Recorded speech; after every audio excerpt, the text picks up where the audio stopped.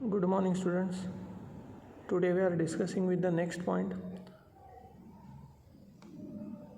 In that we are studying the three main processes by which the hereditary characters are transferred from one generation to next generation.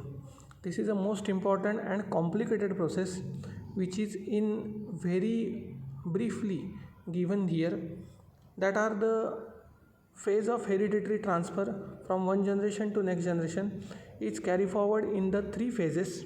First is transcription, second is translation, and third is translocation. Transcription is the first and most important process.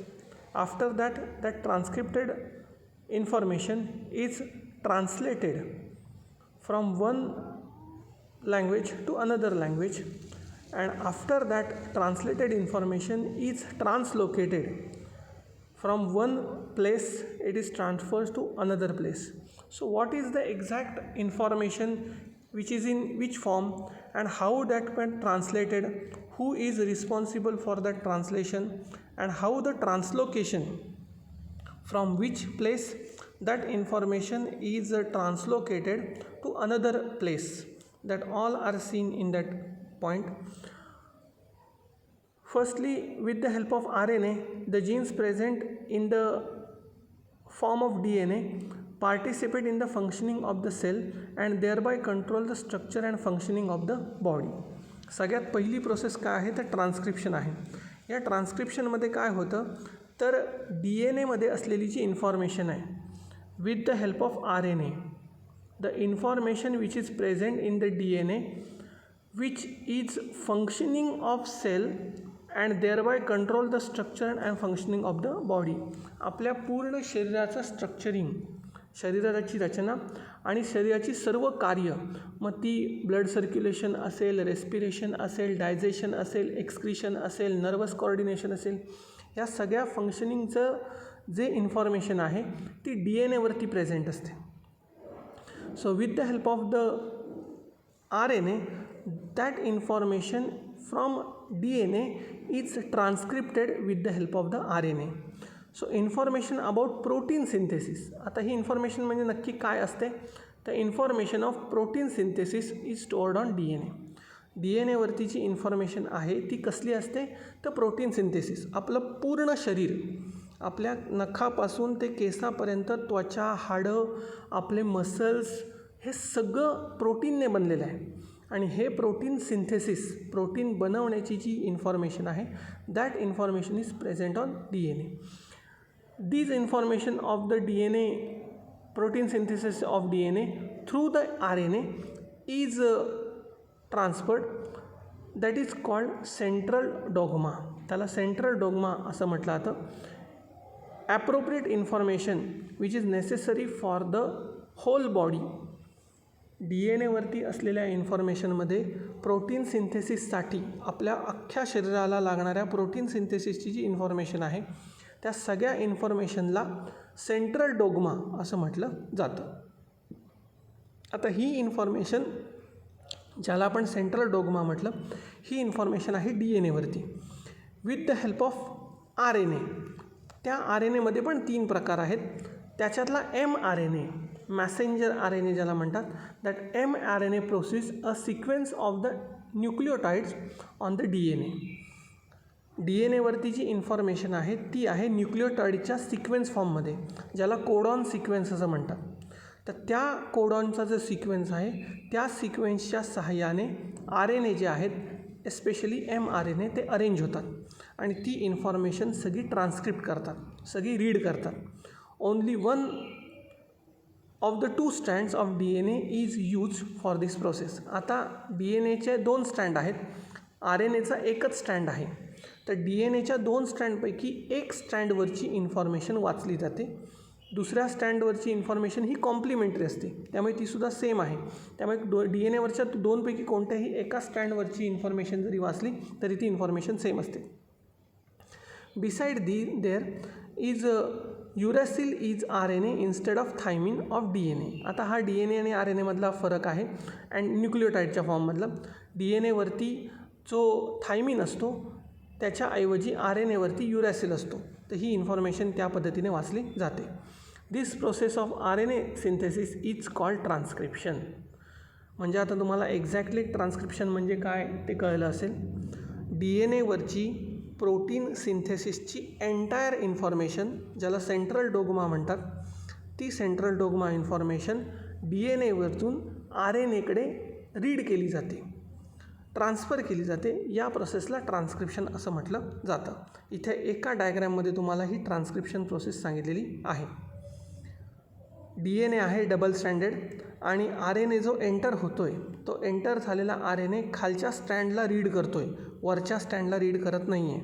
तो खालच्या स्टँडला read करतोय आणि तो reading जे आहे ते करून झाल्यानंतर ती सगळी इन्फॉर्मेशन ही RNAवरती कॅरी फॉरवर्ड होते. म्हणून RNAला mRNA, मॅसेंजर RNA, DNA वरचा मॅसेज जसाच्या तसा RNA रीड करतो. The mRNA formed in the nucleus comes in cytoplasm. आता ही सगळी इन्फॉर्मेशन जी आहे ती न्यूक्लियस, हा तुम्हाला मागे गोल दिसतोय, हा गोल न्यूक्लियस आहे. या न्यूक्लियसमधली इन्फॉर्मेशन जी DNA आहे ती RNA घेऊन बाहेर येतो. कुठे येतो? सायटोप्लाझममध्ये. It brings in the coded message from DNA. आता ही इन्फॉर्मेशन कशी आहे तर कोडेड फॉर्ममध्ये आहे, जी DNA वरून वाचून आलेली आहे. The message content the codes of amino acid. याला ट्रिपलेट कोडॉन असं म्हटलं. आता मागाशीच मी त्याचा उल्लेख केला. The information which is present on the DNA in the form of codons and that codons in the group of 3.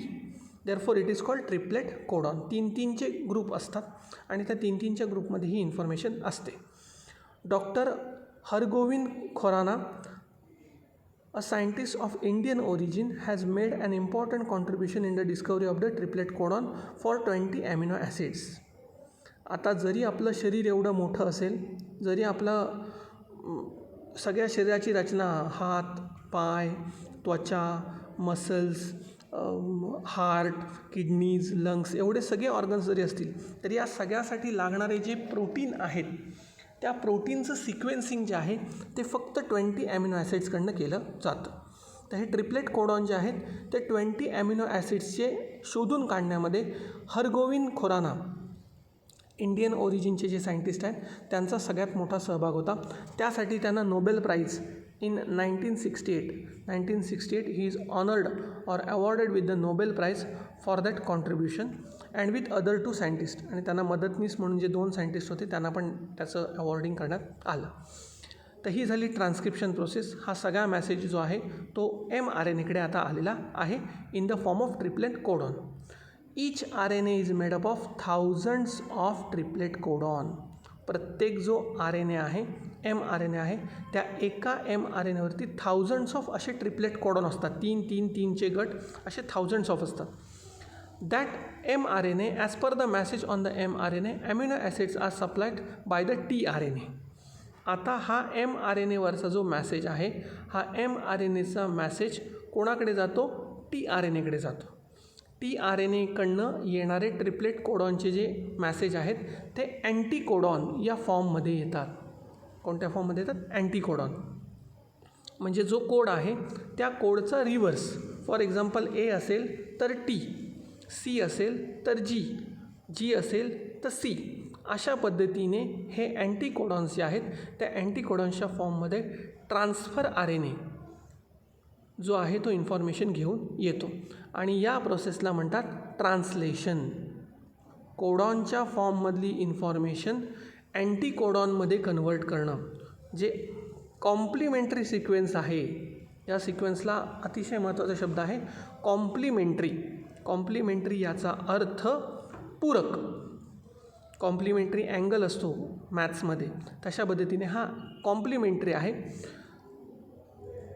आणि तो जो मॅसेज आहे तो ट्रान्सलेट म्हणजे त्याचं वाचन केलं जातं. फॉर एक्झाम्पल साध्या भाषेमध्ये सांगायचं झालं तर मॅसेंजर RNAने आणलेला मॅसेज ट्रान्सफर RNA काय करतात तर रीड करतात. आणि तो रीडिंग कोणत्या फॉर्ममध्ये करतात ते तर अँटीकोडॉनच्या फॉर्ममध्ये करतात. After that the tRNA transfer that message to the ribosomes. tRNA bounded together with the peptide bonds with the help of the rRNA. आता हे जे tRNA आहेत. हे tRNA काय करतात, हा जो मॅसेज रीड केलेला आहे तो rRNAकडे पाठवतात. rRNA पेप्टाइड बॉन्डनी tRNAशी बाउंडेड असतात.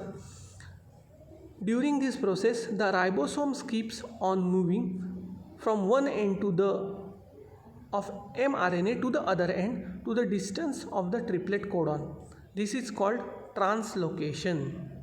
आता काय होतं, तर हा जो ट्रान्सफर RNA आहे त्या ट्रान्सफर RNAनी आणलेली जी अँटीकोडॉनची इन्फॉर्मेशन आहे ती वाचण्यासाठी mRNAवरती रायबोसोम्स जे आहेत ते रायबोसोम्स हे सगळे अँटीकोडॉनचे मॅसेज घेऊन येतात आणि mRNAच्या एका टोकापासून दुसऱ्या टोकापर्यंत ते मूव्ह होतात आणि मूव्ह होताना जो सिक्वेन्स अवेलेबल आहे त्या सिक्वेन्सच्या फॉर्मॅटमध्ये त्याचं रीडिंग केलं जातं आणि अशा पद्धतीने ही सगळी इन्फॉर्मेशन एका टोकापासून mRNAच्या दुसऱ्या टोकापर्यंत काय केली जाते, वाचली जाते. And that is called translocation. Translocation कोण होतं, ribosome. Ribosome is a protein synthesising device in the cell. आपल्या पेशीमध्ये प्रोटीन सिंथेसिस करणारा अंग, ऑर्गनेल म्हणून रायबोसोम ओळखला जातो. तर हा रायबोसोम जो आहे तो काय करतो, तर mRNAवरचे सगळे कोड्स, ट्रिपलेट कोड्स अँटीकोडॉनच्या फॉर्ममध्ये कन्वर्ट करून तशा पद्धतीने प्रोटीन सिंथेसिस करतो. तर अशा पद्धतीने ही प्रोसेस होते. आता याच्यामध्ये काही चेंजेस होतात ज्याला आपण म्युटेशन असं म्हणतो. म्युटेशन हा एक अतिशय छोटा पॉईंट तुम्हाला इथे दिलेला आहे. Living organism can produce new individuals like themselves due to genes only and some of those genes are transmitted to the next generation without any change. Due to this some of the characters of parents are transmitted to their offspring. आपल्याला बऱ्याच वेळा बोललं जातं की तू वडिलांसारखा दिसतोस किंवा तुझा चेहरा वडिलांसारखा आहे किंवा तू आईसारखी दिसतेस किंवा तू आईसारखा दिसतोस. तर याच्यामध्ये काय आहे, तर जे कॅरेक्टरिस्टिक्स आपल्याला आपल्या आईवडिलांकडनं मिळतात ते तंतोतंत मिळत नाही, त्याच्यामध्ये काही चेंजेस होतात and that changes is called mutation. यालाच म्युटेशन असं म्हटलं जातं. That sudden changes are occur to those genes. Sometimes any nucleotide of genes changes the position that they causes a minor change which is nothing but the mutation. आणि हे changes कसे आहेत, minor आहेत आणि म्हणून या मायनर चेंजेसला म्युटेशन असं म्हटलं जातं. पण कधीकधी हे मायनर चेंजेस जे आहेत ते मोठे किंवा काही घातक ठरू शकतात. याच्यामध्ये एक एक्झाम्पल दिलं आहे त्यांनी, सिकल सेल ॲनिमिया नावाचा एक डिसीज आहे. रक्तक्षय, शरीरात रक्त योग्य पद्धतीने तयार न होणं, असा एक मोठा आजारसुद्धा या म्युटेशनमुळे येऊ शकतो. आणि याचं जटाटवी कलज्जल प्रवाह